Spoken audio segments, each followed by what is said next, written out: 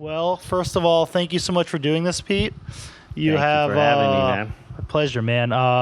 For a very long time, you've been one of my very, very favorite guitar players, so I just want to start with that. Okay. It's always Thanks, man. seriously so great listening to you, and Thanks, brother. you know, I've probably transcribed more of your solos than I'm even comfortable letting you know man. right now. So, you know, but no, seriously, you've definitely been a guitar hero of mine for a very long time. Thanks, So man. thank you for all the Thanks. music. And so I know everyone has different opinions, and you know, and I'm cautiously optimistic myself, but I don't know, where do you kind of see things going for, like, you know, the jazz community and I guess just the music industry at large? You know, I know it's a big question, but Yeah, geez, I don't know. I mean, the music industry, that's always goes where it goes, and that's a big, you know, there's a lot of money involved with that, so that's a different thing. But jazz, that world has seemed to be kept alive for the last, you know, a long time now by a few people who love it and are crazy enough to try to promote it and present it. And in that way, the encouraging thing is that, you know, it was too small to completely fail. You know, and people will come back and try to present it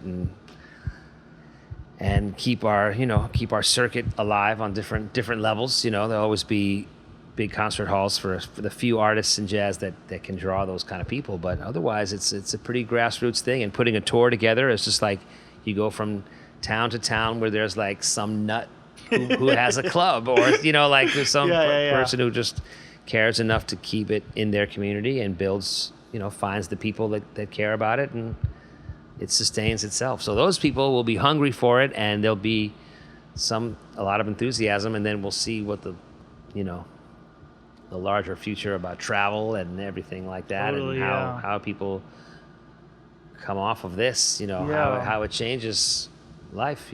There's other things happening that are going to change life too. So of course, and always have been. There's just things are in constant flux, but this was a big one in terms of people's livelihoods and lifestyles being altered in a big way. Completely. But we'll see what happens. I think hearing people play instruments in a room, people being part of some kind of thing where people are communicating in that moment is something that some people will always want to see. There's no substitute for the real thing. So if that, but the problem is, as time rolls forward, just the same way people never saw a record player, although that's coming back now too, but just, the way the music, wasn't always in the cloud. It was in a record store, and you had to go to the place and pick out which sounds you wanted to bring home with you. They're not just there all, that's a big change, and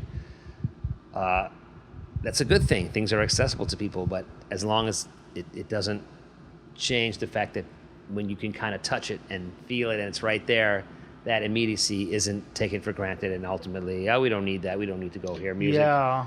It's all on YouTube. It's like, well, there is a lot of stuff on YouTube, but it's like you say, it's not the same thing as being a part of watching something being created. Hopefully, Yeah, I think one of the silver linings of the pandemic for, obviously it was really tough, but I think it's funny.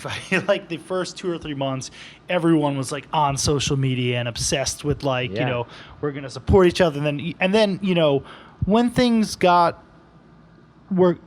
just kept going and dragging on and on, I think people really started to realize just that there's no substitute for actually being in a room with someone, whether it's listening to them, play music, talk, just engage. Contact in general, It just doesn't even come close. And I think a lot of people, my sense is, really appreciate live music and just being able to hang out with their friends and even just go to dinner, more than they probably previously the things have. that are part of a social experience. Absolutely. And it has been inspiring just to see, initially everybody was worried, oh, is everything going to close, and so many people, probably at a financial loss to themselves, just kept going, kept it. Very few clubs actually closed. Very few people said, no, I'm not going to play music anymore. So it just kind of speaks to the importance of it, I guess. And regarding the pandemic too, people didn't just barely make it out.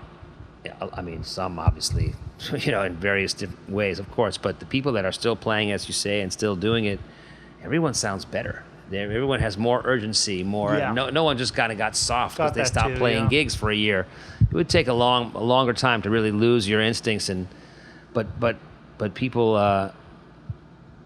were fired up, I think. So I think it's stronger. People sound better than they did before. Not that everyone was taking it for granted necessarily, but something like this comes along. It's like an existential threat, and people respond with, I think, playing more.